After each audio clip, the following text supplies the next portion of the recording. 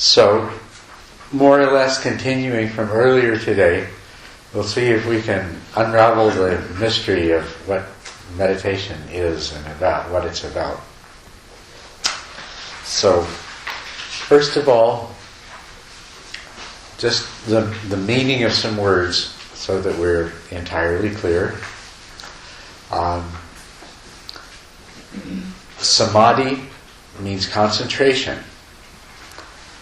And samatha means, in English, serenity, or sometimes it's translated as calm abiding. And so, what we mean by samatha is not just any kind of serenity, but a very specific state of concentration and mindful awareness that has been cultivated. So, if we practice samadhi, the practice of samadhi will culminate in samatha. It will reach its final fullness and perfection in samatha. So, this particular state that is called samatha, there is effortless concentration. It is said that the mind is malleable and wieldy. It means that the meditator can place their attention on anything that they choose, and it will rest there for so long as they choose to have it remain there. And it means that they can focus their attention either very narrowly and single-pointedly or in a very broad way.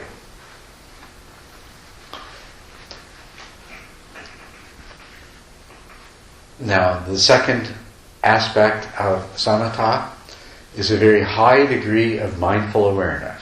The mind is very alert, very aware, takes in everything with great clarity and precision and vividness. There is a word, sati, and sati refers to this mindful awareness. And this mindful awareness can be applied to any kind of object of attention or any kind of object of consciousness. When it is applied to the mind itself, it's called sati sampajana, or translated into English,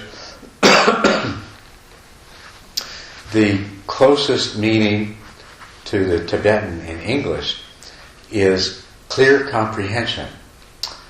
But I think the best way to understand it is to translate it as introspective awareness, because it means that this mindful awareness is aware of the mind itself in the present moment. What the mind is doing in the present moment, what is happening with the mind in the present moment. So, samadhi is concentration, and sati is mindful awareness. And when the development of concentration and mindful awareness reach their perfection, then it's the state called samatha. Okay? So that's basically what samatha is. But in samatha, there is something more than just very good concentration and very strong mindful awareness. The mind is also in a state of joy. And what we mean by a mental state of joy, it means that the mind has this flavor of seeing the beauty in things, of seeing the good in things, of seeing the wonderful nature of things. So that a person who has a joyful mind, it is this joy that is present in samatha is arrived at through meditation and is unique in that way. But it is not different from ordinary joy. When things happen that are beneficial to us or fulfill our deepest wishes and things like that, we have a mind that is in a state of joy. And a mind that's in a state of joy tends to notice the good and the beautiful and the happy, and to disregard the ugly, the unpleasant, the sorrowful. And in any particular thing that the mind happens to notice, in a state of joy, if the thing has the quality of pleasantness associated with it, it's experienced as very pleasant. If it has a quality of neutrality or near neutrality to it, the mind still perceives it as having something of the essence of pleasantness to it. If something has the quality of unpleasantness to it, the mind tends to see it as not so unpleasant. Now, you all have all enjoyed, you know what the state of joy is. You're a very happy, good mood, right? And that's the state of joy. And you go out in the world and you see that this is beautiful and that's wonderful, and this person is a very nice person, and this is, your mind is oriented, that it picks out things like that, and then whatever comes to it, it sees this with this sees things with this bias towards happiness. It's exactly the opposite of the mental state of sadness or sorrow. In a state of great unhappiness, nothing looks wonderful. Nothing looks very good. Even those things that are pleasurable have lost their flavor of pleasantness. Right? They're more neutral than they are pleasant. And the things that are unpleasant, of course, their unpleasantness is greatly magnified. So that's what we mean by joy. So through meditation and the unification of the natural state of the mind seems to be one of joy. And so at samatha, there is this state of joy that's present. And so naturally the mind tends to be somewhat happy. There is also, so we have three factors now. We have concentration, mindful awareness, and we have the mental state of joy. There is also profound tranquility. So this joy is not an excited, exuberant kind of joy. It is just the flavor of the mind. It's the orientation of the mind, of how it experiences. And then finally, there is equanimity. Equanimity is strong in samatha. And equanimity means that there is little or no tendency to grasp after or chase after the pleasant, or to reject and push away and resist the unpleasant. Everything is just accepted as it is, as it comes. And so a person in a state of samatha, if they don't happen to be sitting, if they happen to be moving around with their eyes open and experiencing things, their mind can be used very effectively, because anything they attend to, the mind is fully settled on, because of their mindful awareness. They know it in a very full and complete and vivid way. They can investigate it thoroughly. And their mind is not easily perturbed because of the equanimity which minimizes or eliminates any sort of grasping or rejection, and because of the tranquility that provides a sense of peacefulness, and because of the joy which tends to perceive everything in a more positive light. This mind is not very easily perturbed by things. So this is samatha. It has these 5 qualities. And also there is something called the 7 factors of enlightenment. And these 5 qualities of samatha are 5 of the 7 factors of enlightenment. Concentration, mindful awareness, joy, tranquility, and equanimity. The other 2 factors of enlightenment are investigation and effort or energy. And so we say that this samatha is the perfect basis for practicing vipassana. And you can see that. So if a mind in a state of vipassana is then used for the investigation of reality for the sake of attaining insight, it's the mind that's perfectly suited to that, because anything the mind is focused on it has this characteristic of concentration and mindfulness, and it can even investigate the aspects of reality to which we're trying to obtain insight, which the mind normally wants to reject to some degree. Impermanence, selflessness, and the dissatisfaction that permeates all phenomenal experience, these are not things that the mind is eager to embrace. Right? The mind can shy away from these and not easily. But so you can see that with these 5 factors, it's a very good mind for practicing vipassana. And of course, all you need to do is to add the last 2, the energy and the investigation, to focus now on the practice of vipassana is to actively investigate your reality as it unfolds.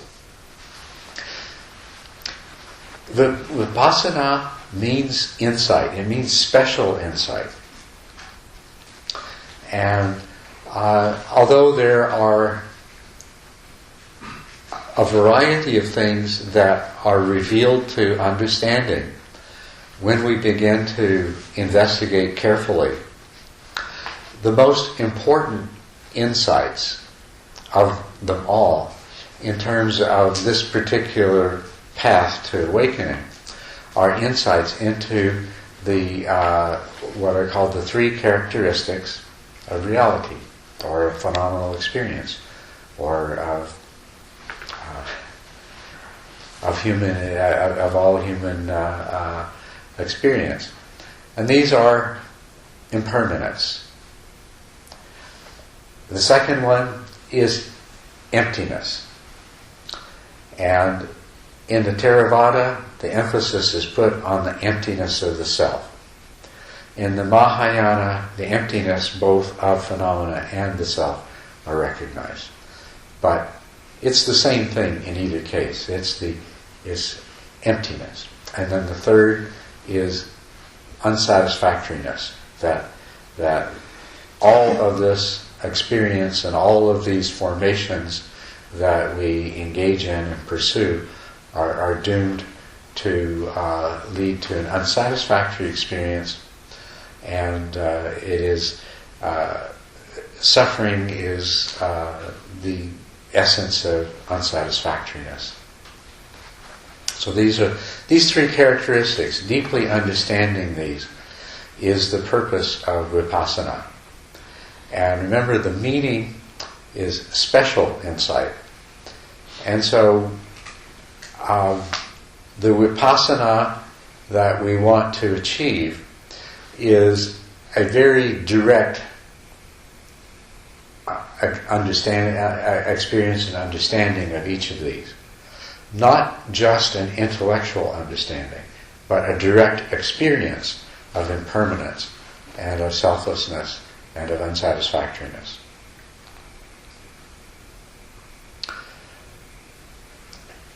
Now, where the confusion comes in meditation is that you will see a meditation described as this is vipassana meditation.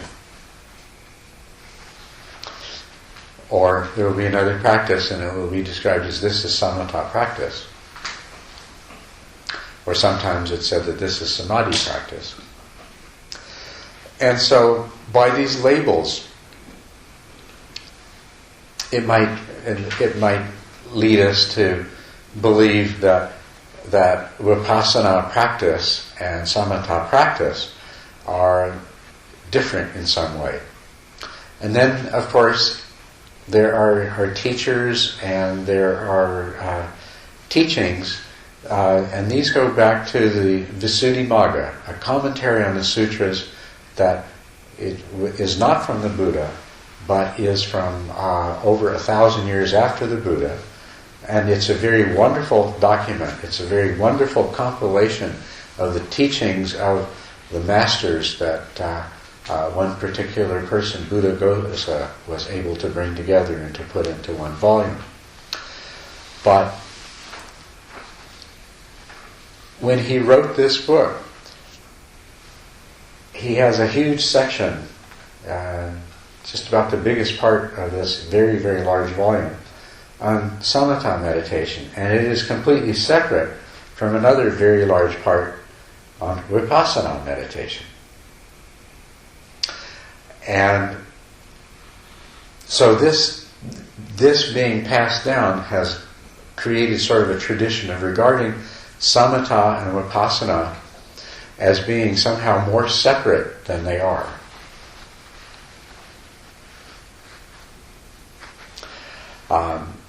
And because, too, in the late 1900s, they developed in Southeast Asia, amongst the forest tradition monks, a practice that ignored the cultivation of concentration and focused primarily on the development of insight. And it was referred to as insight meditation. And because samatha wasn't cultivated first, it was called dry vipassana, as in dry without the moisture of the samatha. And so this is why in many of the books on meditation, and if you go to visit meditation teachers and things like that, they will speak in a way that tends to distinguish these two as being two different practices. But if we go back to the original teachings of the Buddha, there was no such distinction made in terms of the practice. The practice that he speaks of, it was all meditation practice, and it was all practice designed to lead to samatha and to the fixed states of concentration called jhanas, which I talked to you about before, and to lead to insight or vipassana. And in those teachings, there's not this distinction made as to different methods.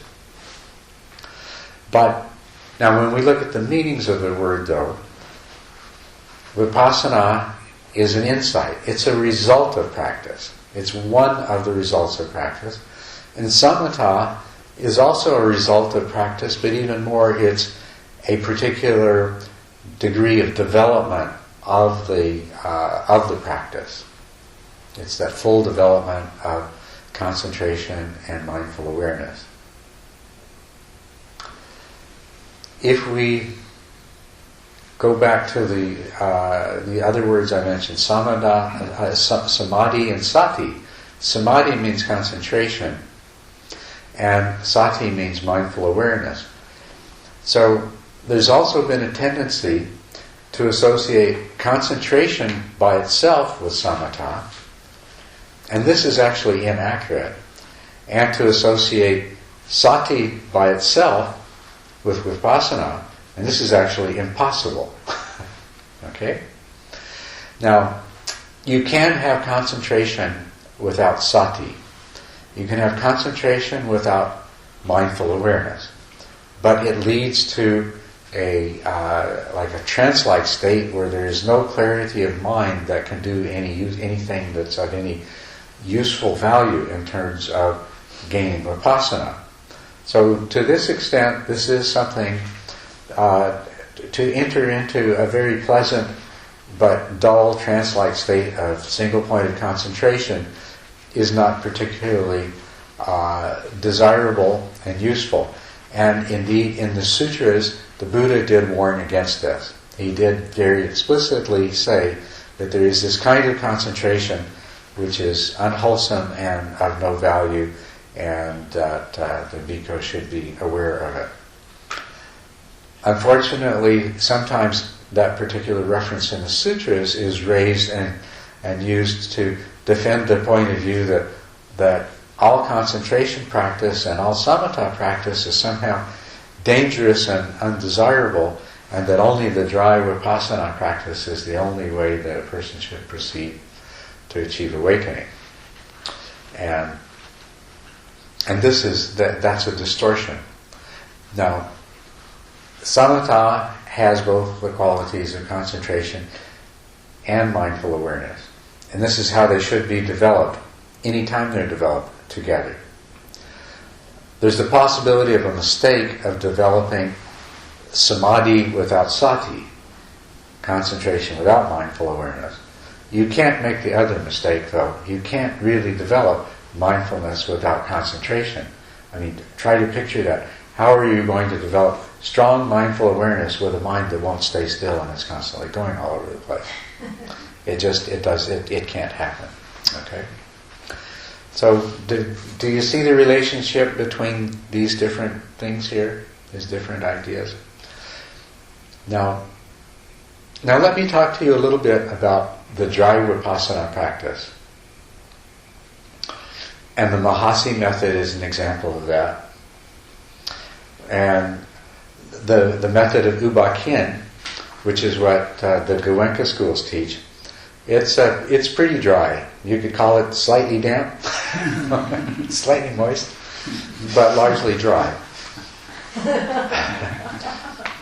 In the sense that samatha is not developed. There is a little bit of time spent on developing concentration, which is very, very good.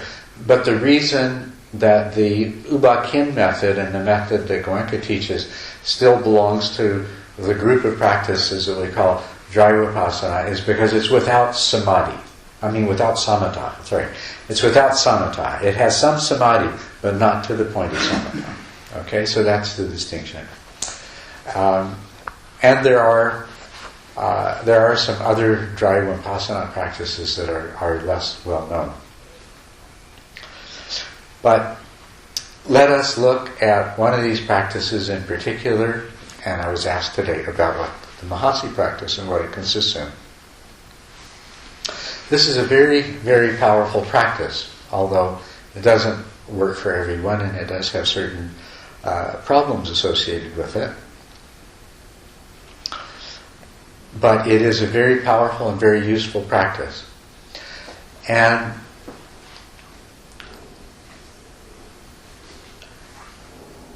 what makes it dry vipassana is that the instructor directs the yogi in a way that right from the very outset, the main thing that they're doing is observing phenomena mindfully so that insights will begin to arise. And that's what makes it dry vipassana. It's not preceded by the development of samatha. And in the case of the Mahasi practice, unlike the Goenka practice, it's not even preceded by a period of just cultivating simple concentration by itself to help in steadying the mind. So what this means in the practice is that you're actually developing samadhi and sati at the same time, but all of the emphasis is on the noticing of phenomena rather than the cultivating of the concentration. So the cultivation of concentration has to sort of develop by itself without any detailed instruction. But that does remain very much a part of the process.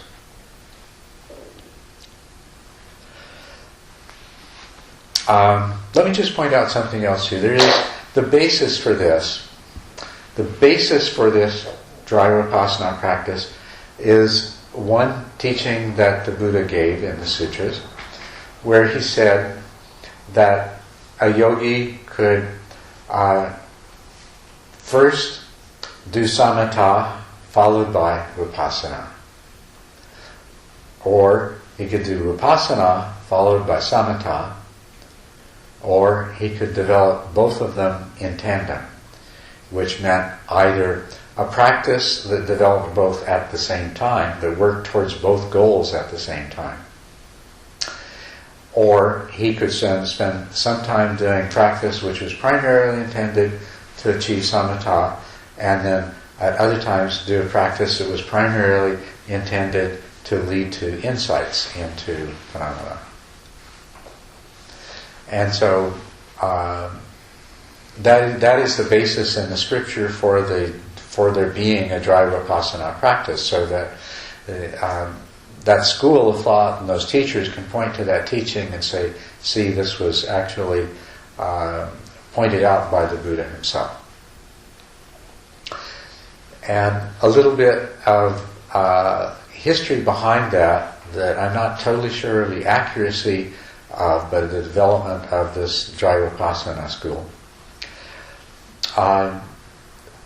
The quality of meditation in Southeast Asian Buddhism, in Theravadan Buddhism, had declined very, very seriously over a number of centuries.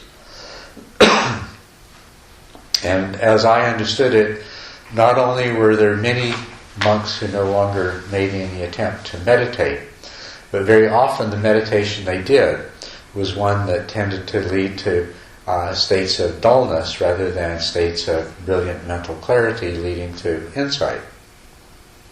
And so in that regard, meditation practice in the Theravadan tradition in Southeast Asia had been in some sort of a decline for some time. The forest tradition, and also to honestly describe the situation of Theravadan Buddhism, is there were many monks living very, very comfortably in monasteries, supported by the Buddhist population who would come to them and hear teachings. But monasteries acquired great wealth, and they competed with each other for sponsors and benefactors, and to create libraries and to build nice buildings and to be able to house a larger number of monks, so that my monastery is bigger than your monastery, kind of thing. Because, obviously in a situation in a culture where the monasteries are large and numerous, they play an important role in the political and cultural life of a country, and so human nature being what it is, even monastics are inclined to become engaged in that. So anyway, we have a situation where not so much meditation was being done, and in many cases in the monasteries the meditation was not a high quality. But at the same time, in these Theravadan countries, there were groups of bhikkhus who declined to live in the ease and comfort of the monasteries, and they preferred to travel about, staying in monasteries only during the rainy season retreats, and the rest of the time meditating in the forests and in the mountains and things like this. And they were motivated to follow as closely as possible the original teachings of the Buddha, and they held to that in terms of their meditation practice as well. And so they took meditation much more seriously, and it was clear to them that the purpose of meditation was to achieve the insights and to achieve enlightenment. This is where the dry vipassana practice arose, was amongst these forest monks rather than in the monasteries. But then in about the early middle part of the 20th century, this vipassana tradition was brought back into the monasteries, and Mahasi Sayadaw systematized it and wrote about it and taught it and spread it very, very widely, and it fairly quickly spread all over Southeast Asia.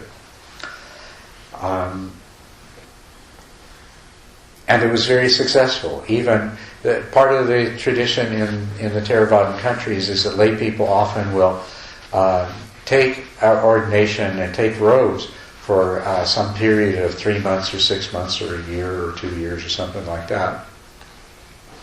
And when they did that, and when they engaged in this practice, many of them were achieving stream entry and the higher paths.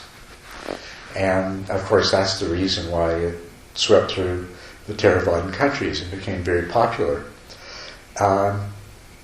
And of course the monastics began to take it up as a serious practice as well, for the same reason. So, it comes with a good history behind it, this method. It was the predominant method that young Europeans and Americans in the 60s and 70s, when they went to Asia and visited these monasteries, they learned the Vipassana methods, and they brought them back. And so we find them Spirit Rock and IMS and all of these other places that are teaching this Vipassana and have been teaching it for a long time. Although you will find that what's taught at IMS and what's taught at Spirit Rock is not the same Vipassana that Mahasi taught and that U Pandita teaches. And those of you that have gone to retreats in the U Pandita tradition will notice it's completely different really than going to Spirit Rock. It's hard to believe that it comes out of the same tradition, right? Yeah. It's just, it has changed so much. But anyway, and I just have to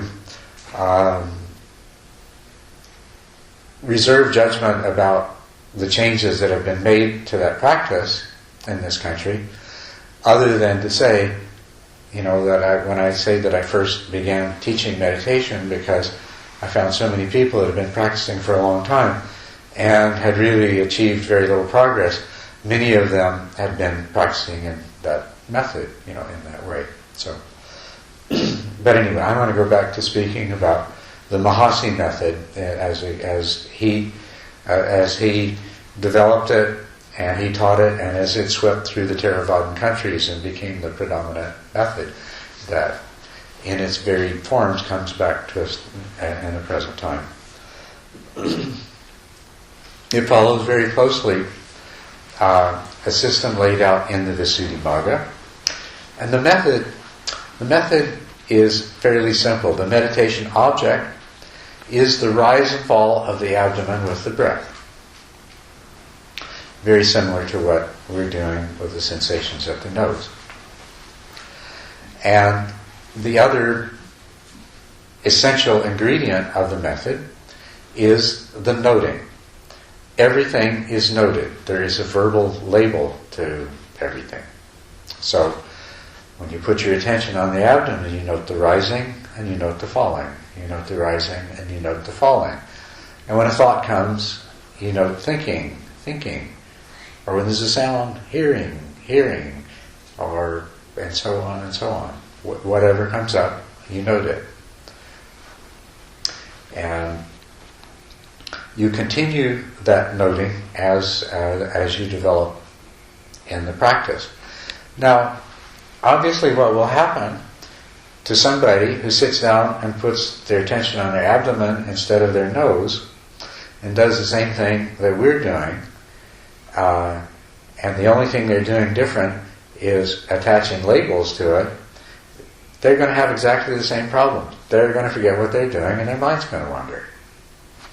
And then after 5 minutes or so, they remember, I'm supposed to be watching the rise and fall of my abdomen.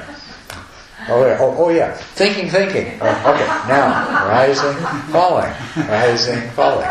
Right? Is that not how it is? If you know. And over again, the yogi's mind does the same thing. It watches it rise and fall for a little while, and then it gets distracted, and then it goes all over the place, and then the yogi finds it and brings it back. And very familiar. And eventually, after bringing the attention back over and over and over again, the mind will tend to forget not so easily and wander less. But this is never pointed out specifically in the teaching, and there aren't the kind of little tips given along the way that, as to how to help make this happen more quickly. All of the things that I have taught you, and all of the things that are all of the steps that are appropriate to these 10 stages of samatha development, can be applied precisely to the Mahasi method. That there's really no difference, except that you're always going to put a label on things. And so after a while, the mind ceases to wander so much, and you can stay with the rising and falling. But there's sounds, and there's pains, and there's thoughts. And so in the same way, when you realize that a thought has begun to occupy your attention in a strong way, you say, thinking, which actually has a very strong effect of making the thought stop. But in this method too, we use some little tricks that are similar to that to do the same thing. And then you then you refocus on the rising and falling. And as you and the process of doing this, as you do it long enough, concentration develops. You cease to have mind wandering. The mind becomes much less easily distracted by these other thoughts, and there's only the reasonably strong thoughts and the reasonably strong sounds and other things that are significant enough that you label them rather than labeling the rise and fall. And then at this stage in the practice, the instruction is to notice, and this will sound familiar too, notice the sensations of the rise and fall very clearly, noticing specifically the beginning and the ending of the rising and falling. And also noticing the other sensations, noticing at the beginning of the rise there is some feeling of pressure, and then there's a feeling of movement, and a feeling of expansion, and then a feeling of slowing down, and then a feeling of stopping, and then maybe a little feeling of elastic recoil as the in-breath ends, and then a brief pause, and then a soft feeling as the abdomen begins to collapse, and so on and so forth. And so in the Mahasi method, you're asked to do the same things you are here, which is to increase the power of your mindfulness by noticing in more detail the sensations that are occurring in association with the rising and falling. And same thing in the walking meditation. It's exactly the same as the slow walking meditation that I asked you to do. And for the same thing. So to say, it is something that you might occasionally hear somebody say that in doing this kind of vipassana practice, or doing the Mahasi method, that the yogi is not trying to develop concentration. But you just have to scratch your head and say, well, what do they call it then? That's not concentration. That is exactly concentration. And you have to develop, and this is what I said before, you cannot develop sati, mindful awareness, by itself. You have to develop concentration with it. It just can't go by itself. You can develop concentration without sati and sink into dullness. And that's one of the things we guard against. But you can't really develop sati by itself. So really, when we say dry vipassana, it is dry because there is no samatha, but we are developing concentration as we go along. And in the Mahasi method, the yogi does develop samatha. And the yogi actually goes through the same stages that you do if you're deliberately developing samatha. You see, there is a particular stage in as it's described in the Visuddhimagga, which the Mahasi method is based on, and it's called purification by knowledge of what is and is not the path. Fancy name.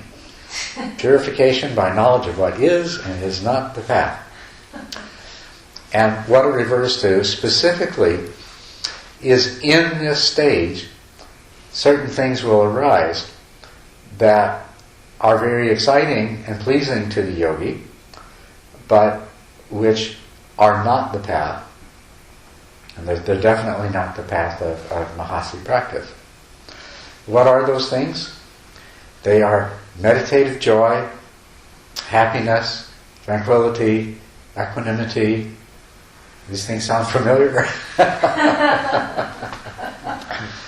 Now this is not samatha. What this corresponds to is this corresponds to what arises briefly off and on in the 7th stage, and it also and to what arises more consistently in the 8th stage of the practice, in the 8th stage of the development of concentration that I have described to you. It is exactly the same thing, and in fact the Mahasi yogi, who is at the stage called the knowledge of what is and is not the path, is basically in that level of concentration. That's where they are at. That's where they've come to.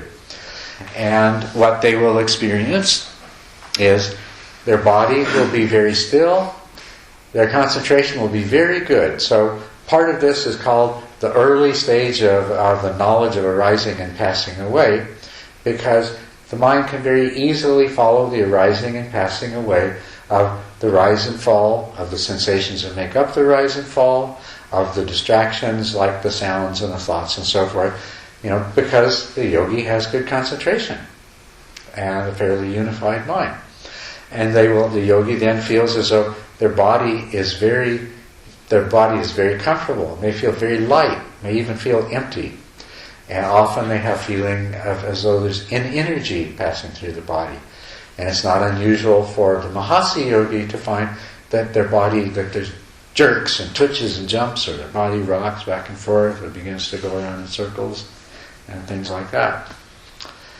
And then, at some point, they will have the very pleasant sensation pervade their body, and this strong sense of joy arise, and they become very excited. And they will feel like they have strong insight into the nature of the practice. And if they don't know anything at all about samatha, and they didn't know anything about these, this is the first time they've happened to them. Here I am. I've been meditating for 5 weeks now, and I've been through all this pain and everything, and now all of a sudden my body feels wonderful. There's this joy, there's this lightness, there's this energy. This is it, I'm enlightened. And that's what people think. Yeah, you can understand that. If nobody told you about this, said this is, but the teachers do. They'll tell you in a talk. When this happens, that's not it. That's not the path. And that's what this stage means. The purification by knowledge of what is and is not path is getting to that stage of concentration, having these wonderful experiences, thinking that this must be it, I must be enlightened now, and then realizing that no, it's not.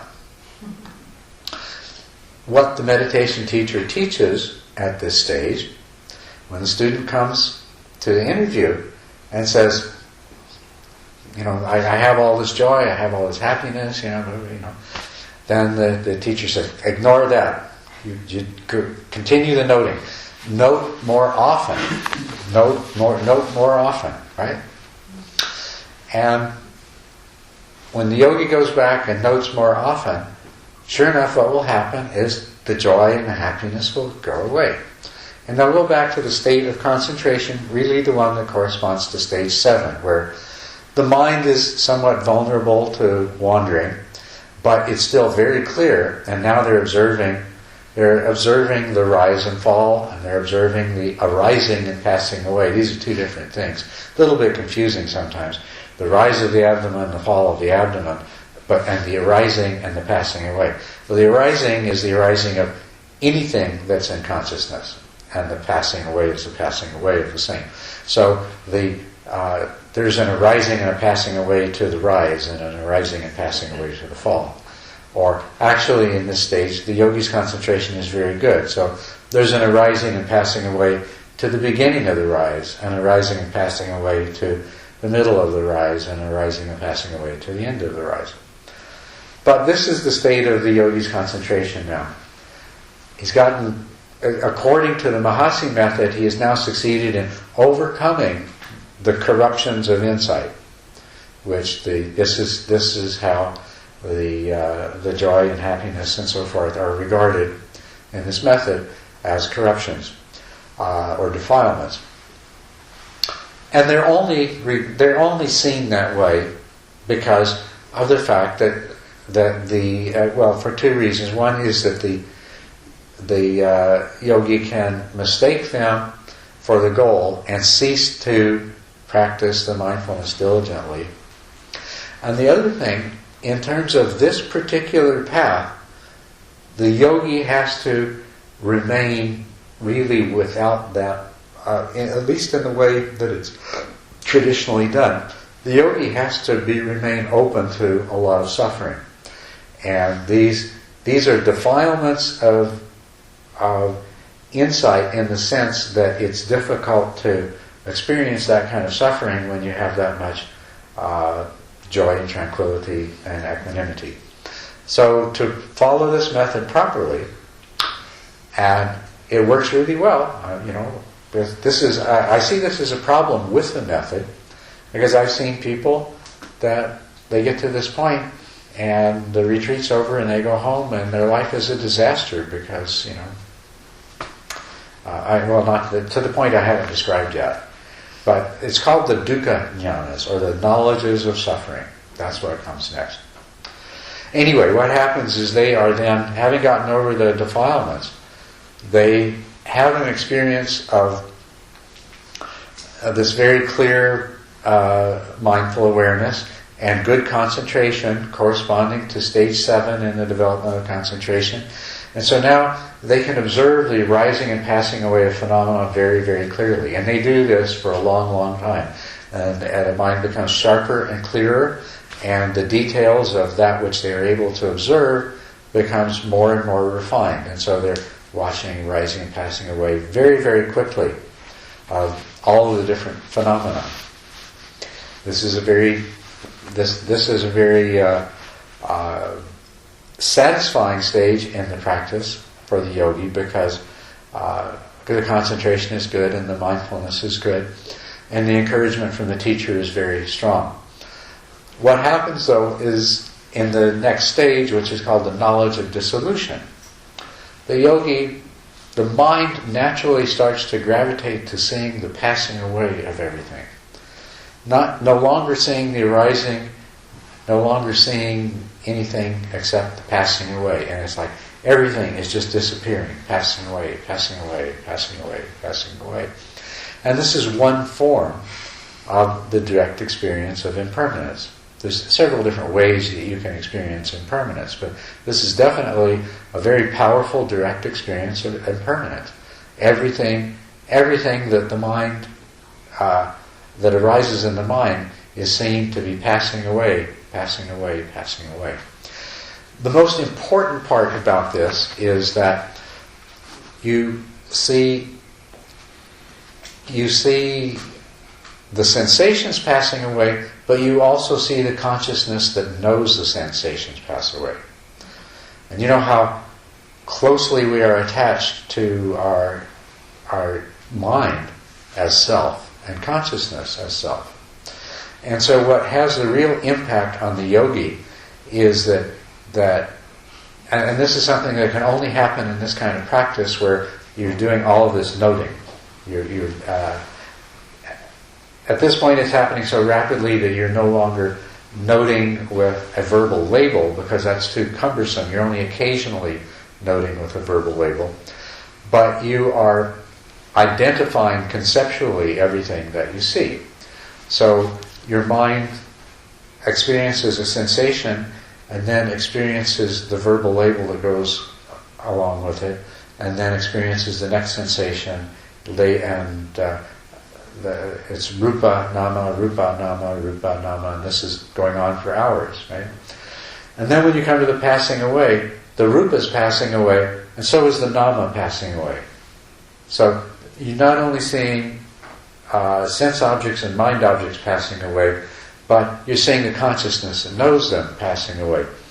And so this is insight into impermanence, and it's insight into impermanence of the consciousness itself.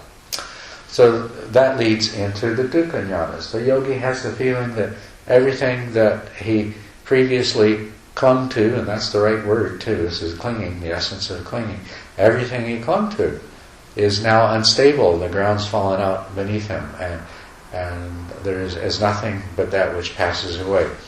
And so there's the dukkha jnanas that are called the knowledge of terror, the knowledge of misery, and the knowledge of disgust that arise.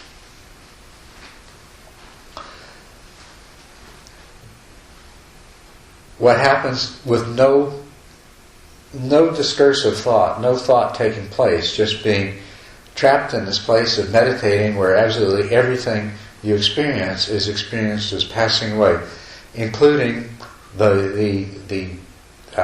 mind that knows these objects, is a profound realization of selflessness and of impermanence. And then the mind understands that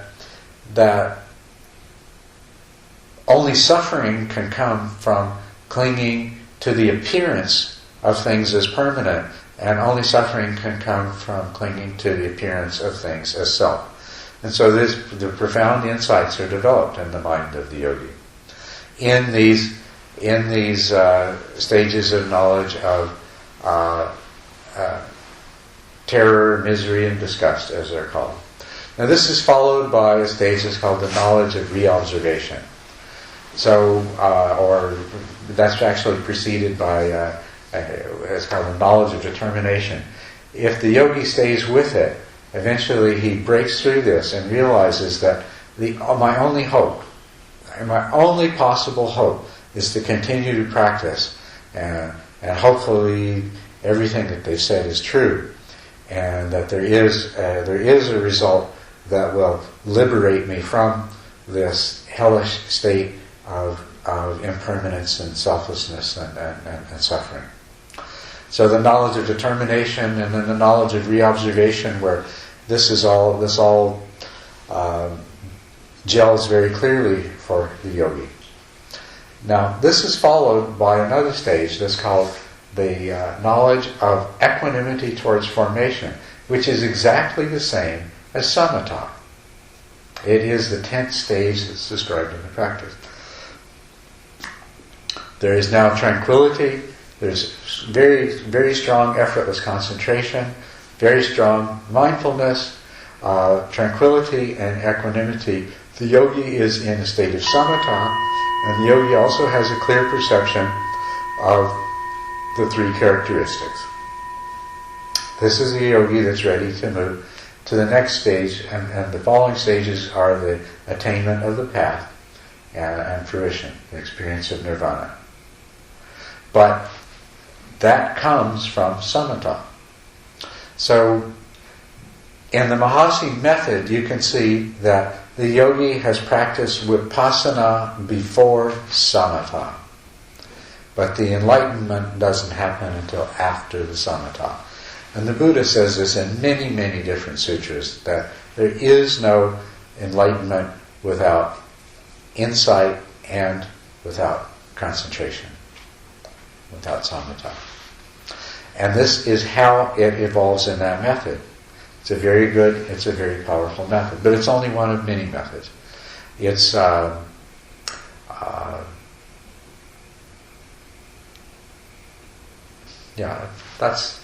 that's about as much as I need to say, I think, about that. Now we can contrast that with another approach. Samatha before vipassana. Now, and remember, the Mahasi method is not vipassana. It's one method that leads to vipassana. And there are hundreds of different practices that lead to vipassana. Maybe more than hundreds, I don't know. But there are hundreds of different practices. So samatha before vipassana would be a yogi who develops concentration to the point of samatha. And then, using samatha as the access to insight, then commences to practice vipassana, and it can be predicted that they will succeed very quickly in gaining insight. But you see the difference between vipassana before samatha and samatha before vipassana. They're really not so different. And then, of course, the third alternative, which is to practice samatha and vipassana in tandem, means that while you're developing concentration and working towards samatha, that at the same time you are cultivating insights. And that's the next thing that we can talk about, is the insights and how they can be cultivated while you're developing samatha. And of course the advantage of this is that practicing samatha and vipassana at the same time is that any time from the beginning of samatha practice, you can have temporary periods where you enjoy very strong concentration, even to the level of samatha. And so, if you're practicing vipassana at the same time, you've increased the chances, the probability that you might indeed complete the process of path attainment somewhat sooner. In any case, you're developing them together. You have to develop them both anyway, so they support each other too. As understanding through insight develops, so it becomes easier to train the mind, because there is less resistance of the mind, and there's less wrong view of the nature of the mind and the nature of the self. So that's other ways that it's beneficial. But for a person who has a natural inclination to develop samatha quickly and easily, they're probably best to develop samatha and then focus on vipassana afterwards. The other thing about samatha and vipassana together is that it requires a lot of pointing out and direction along the way. And there is no way to underestimate the benefit of having continuous, regular contact with a teacher for something like that. So if you could do a 3-month retreat, seeing a teacher every day or every second day or something like that, to develop samatha and vipassana together is a very, very powerful and effective way to proceed.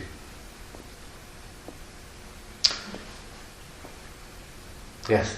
The difference between vipassana and samatha, is it we don't need to remind myself a lot of time about the impermanent emptiness and equality and unsatisfied, and you stay this situation all the time? And the difference between, you mean if you're not developing vipassana, you forget about those things? No. Oh, I didn't understand. Do you remember last time I interviewed with you? Yes. I tell you I have to remind myself a lot of time. Yes. Yeah.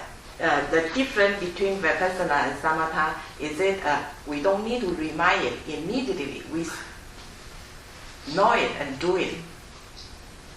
Well, you have to remind yourself of the characteristics of impermanence and selflessness and unsatisfactoriness until you have had a direct experience of them. Now, if you were doing samatha practice only and you're going to do vipassana later on, then you don't need to concern with reminding yourself of it. But if you want to do both together, then you want to keep cultivating that continuous awareness of the characteristic, of the insights. Yeah? Just one, because I know everybody's got one. When you're doing samatha and vipassana in tandem, do you recommend doing them during different sits? kind of having trouble picturing how you would do them at the same time. Keep in mind that when I'm saying you're doing samatha and vipassana at the same time, I'm not saying do mahasi practice at the same time. I said that there's many, many different ways of doing samatha practice, or doing vipassana practice, and mahasi is only one, and it's one that ignores the samatha aspect and just lets it develop by itself. And if you're going to do mahasi practice, it's probably best to just do very strict mahasi practice, because that's what seems to work best in that practice. But the way that you do them, you can do them in tandem in two ways. You can do any of the various kinds of mindfulness practices alternating with samatha, or you can allow doing different sets. You mean? In different sits, and it's not just sits too. You can practice vipassana in your daily life, and practice samatha when you sit.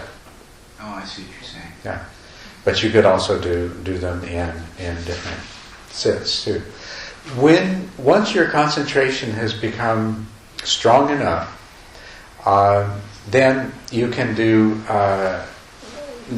you can do certain vipassana practices. Now, one way of doing vipassana, when your concentration is strong enough that you can move it from object to object and investigate the arising and passing away of objects.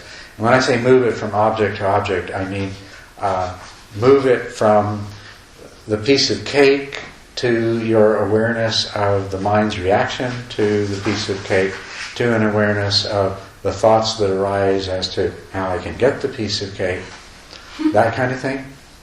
Right, so you're not remaining fixed on one thing, but you're following things that are of significance, investigating them. And you have to have enough concentration to do that. So that's one way of doing vipassana.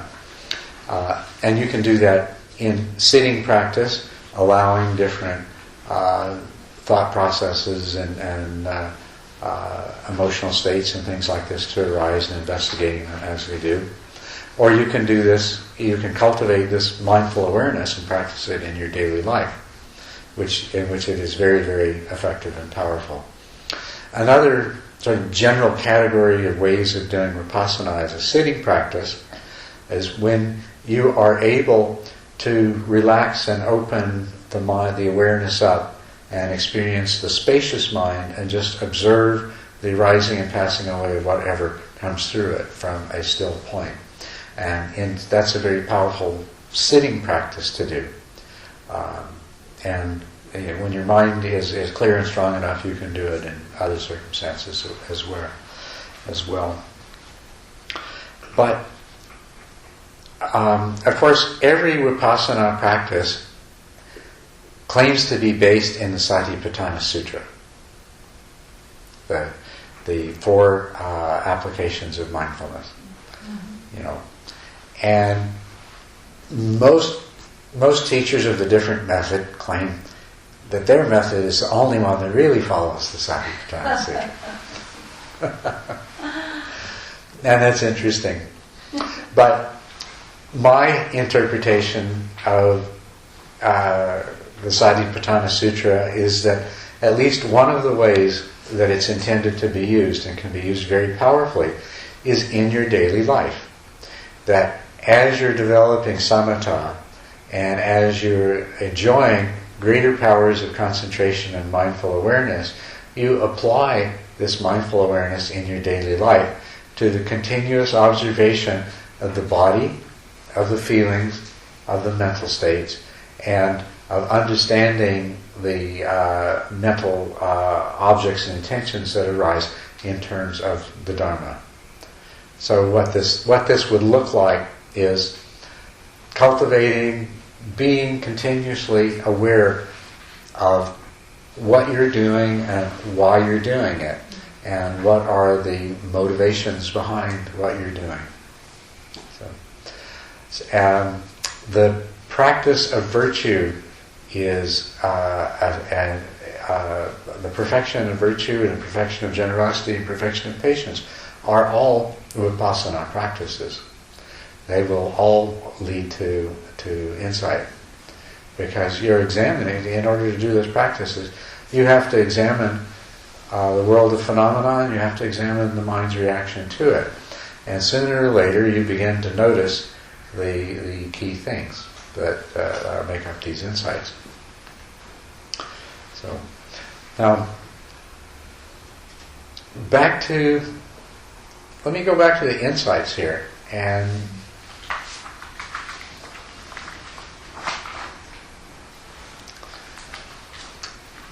for insight to develop, there requires what's called right view. Not to say that you can't develop insight without first developing right view or purification of view. But everything becomes dramatically simpler when you develop right view. And or this purification of view. And that is to understand that you as an individual are a series of conscious experiences. To stop viewing, to let go of the view that there is a universe of self-existent objects and there is a self-existent person here in the middle of it, but to discard that as a fabrication of the mind and recognize that from the time you were born, there was a continuous unfolding of a sequence of conscious experiences, and that's what you are. In each of these conscious experiences,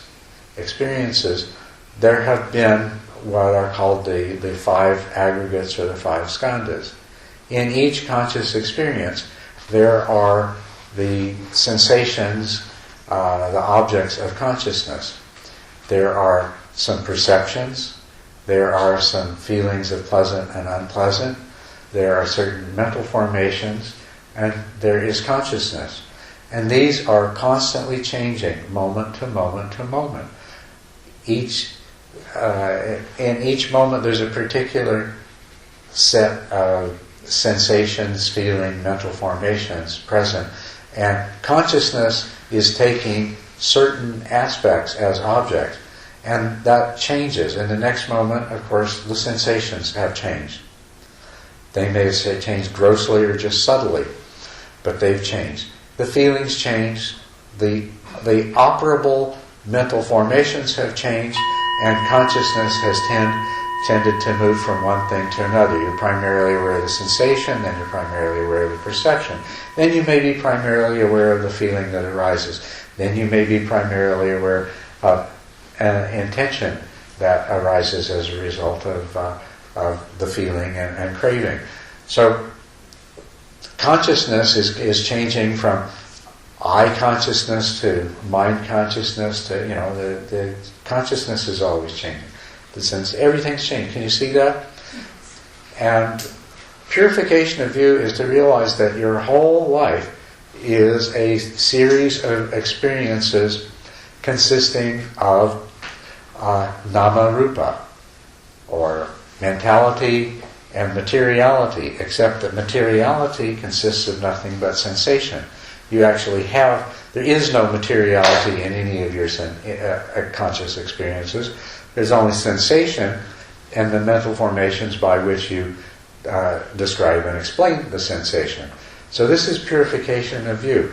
I was trying to point you towards that in the directed meditation yesterday. Do you notice that there's only sensation?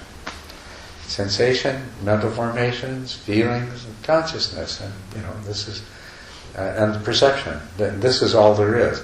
So if you once you understand this is called the knowledge of discerning nama and rupa, the knowledge of discerning body and mind. But what is really called is the purification of view. Now, viewing your life, your existence, and the universe in these terms makes it much, much easier, much more quickly can you penetrate to the insights. When you're looking at the world the way we normally do, the understanding of impermanence is, well, sort of. The understanding of selflessness is, I guess if you say so, right?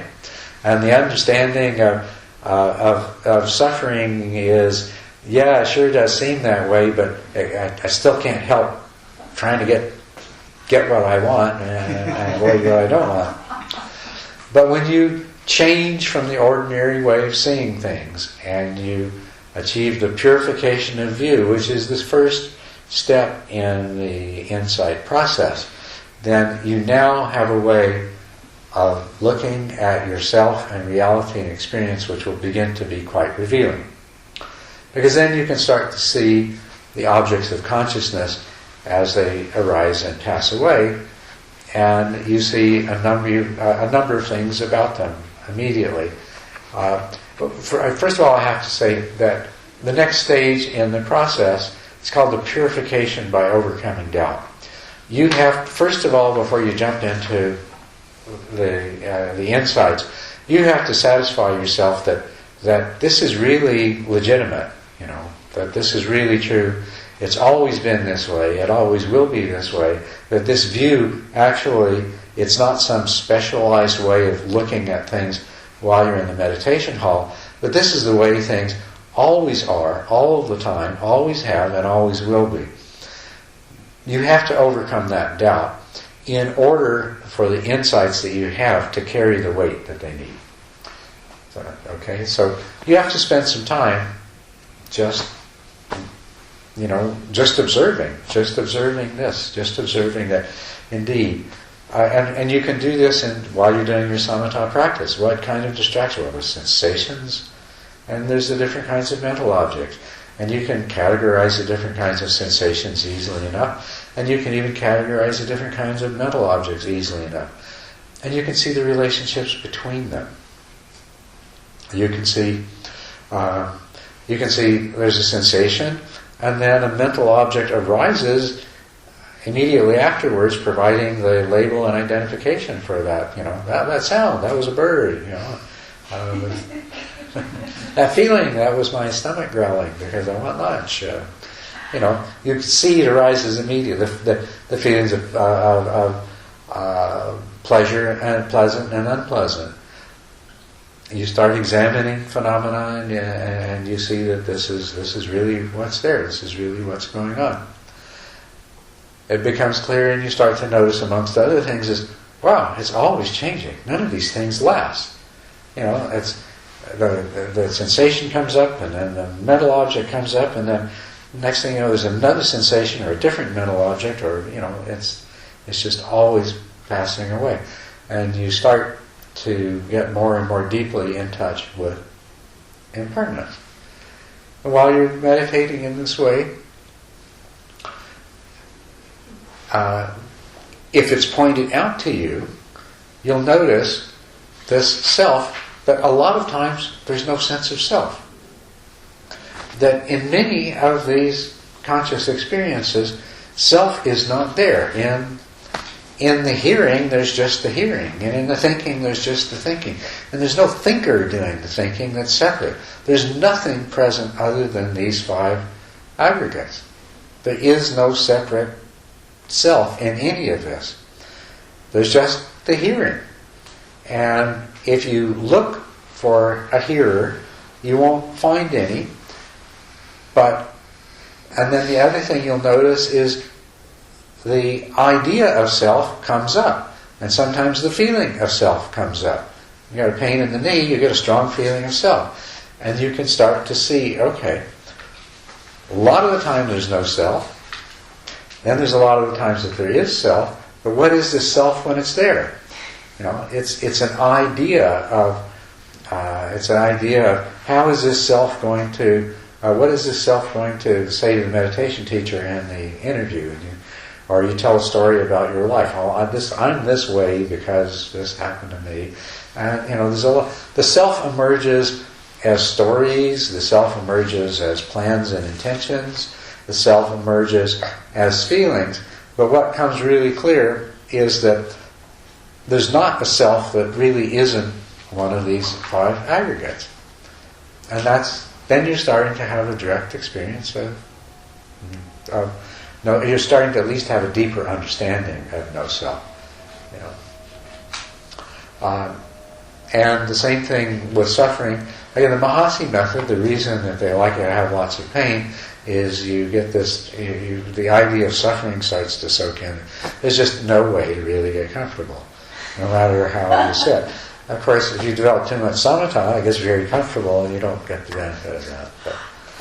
But the insight into suffering comes through understanding the other insights.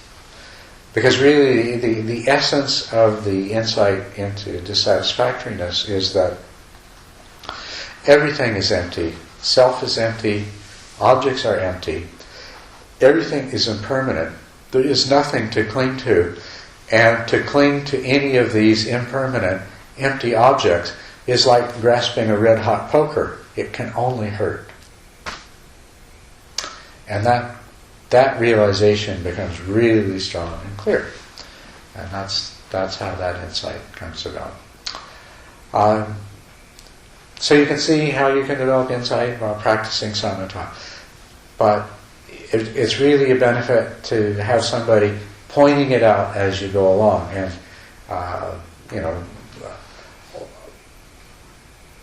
basically the practice provides all of the opportunities. Everything that happens from the first moment you sit down and put your attention on your nose, there are continuous opportunities to see things as they really are. Because, of course, what's happening is what really is. But it helps a lot to have somebody point it out. And as my friend Daniel said yesterday, that, I could have somebody sit down, focus their attention on their breath, and sooner or later all of the insights would arise and they would become enlightened. And I said, yes, but do you tell them that they might have to sit there for several lifetimes? So it's about speeding it up through it being pointed out and knowing what to look for. And of course you can't rush it too, because our mind wants to understand things intellectually, and this has to go beyond the intellectual. And, there's a risk to me telling you this much, because by telling you as much as I do, and this would be the argument of some of the meditation teachers, is you tell people this much, and then their intellectual mind will think they have understanding and think they have insight, and that will actually become an obstacle to them gaining true insight. And I see and agree that that's true, but I can only warn you because I believe that if you know what you're looking for, it's easier to find it. If I send you out there in the dark and say there's something really nice in the sand at the end of the driveway, you ought to go find it. If I at least tell you how big it is or how, that helps. So I did get around to talking about more about non-self and the methods for identifying it, although in a sense I really have. I've been actually talking about that right now. But I didn't forget your request, your question from last night, Scott, and I do want to address that.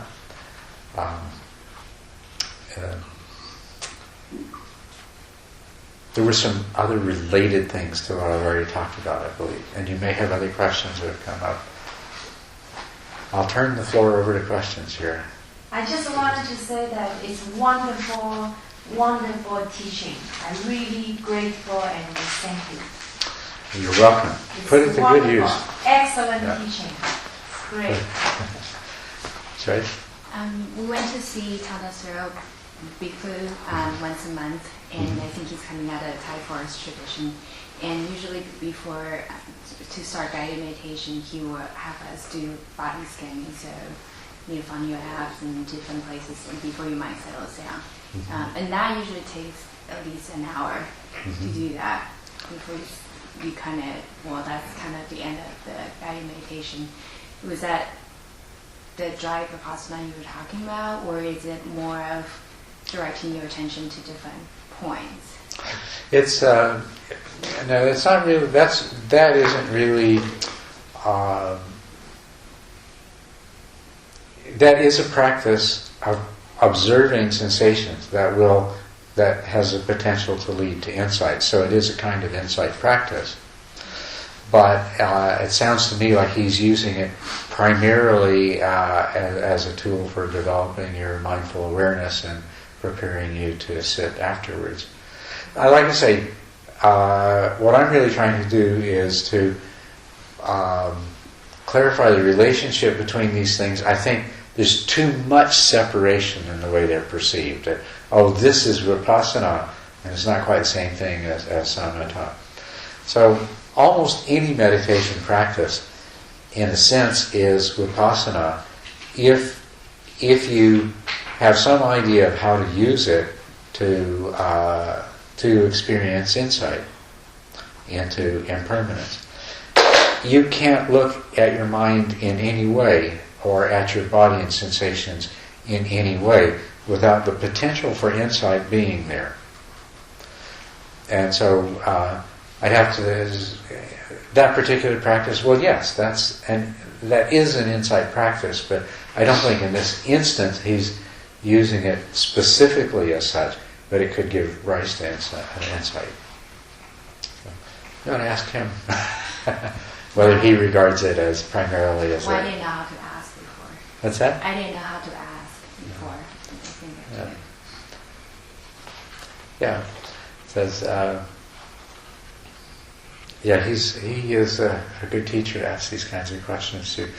In the book that was recently that I recently finished by Richard Schenkman, he interviews Ajahn Jeff there, and about some of these questions. He asks him very directly some of the questions about the relationship between vipassana and samatha. And so, did you say you have the other book, but the Two Spiritual Friends book? Yeah, you have the Two Spiritual Friends book. But yes, especially since you see Ajahn Jeff, and especially, in any case, I would say get the book Samadhi by Richard Schenkman. But since you see Ajahn Jeff regularly and you would like to ask him questions about this, if you get that book and read it and his interview and then ask him the questions, then you'll get some really good and useful answers. How do you spell his last name?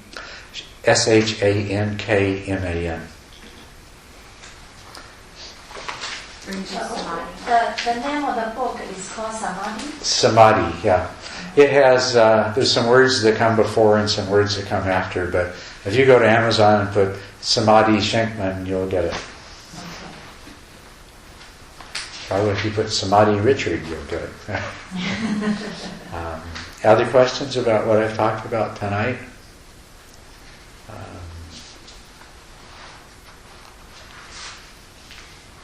I just want to make a comment that I think you just gave us excellent explanation and the teaching. I think you answer all the problem, all the questions already. That's why nobody has any questions. Huh? Okay, well. It's really wonderful, wonderful. Well, thank you. I have kind of a question / suggestion. I've just been very interested in everything you've had to say, and also very unnerved that many of the books that I've read may have not been, you may have been leading me down the wrong path, and I don't want to read anymore if it's not the right book. And so I was going to email you for a reading list, and thought that maybe it would be a good idea. Probably everybody would like that reading list. Well, keep getting more and more requests for reading lists, so I really need to put one together. The reason that it isn't really easy to do is because I have a lot of opinions about all these different books, and I either make a really long list and don't give you the opinions, or I give you a shorter list and tell you what I think are the pros and the cons of specifically each one. But either way, I do appreciate that that's something that it would be very useful for people. I will say, though, that there are some books that may lead you down the wrong path, but and I don't know which specific books you've read, but I'd say more likely most of them are giving you a limited perspective rather than necessarily leading you down the wrong path. They're taking you on one course, and it's a limited perspective, and they may be treating it in such a way that it closes off other things. So, one of the things is that there are so many different ways to approach meditation, and they all seem to work to a greater or lesser degree. It's just the greater or lesser degree part that I think that is what's really important. Best to find the ones that work the best, and then best to understand them in a way so that you can relate the method to your own personality and inclinations. Okay. That seems like... I know you had questions, though I can't remember yours. That's too long. Okay. So maybe there'll be time for them tomorrow, along with some of the methodology of pursuing the insight into selflessness.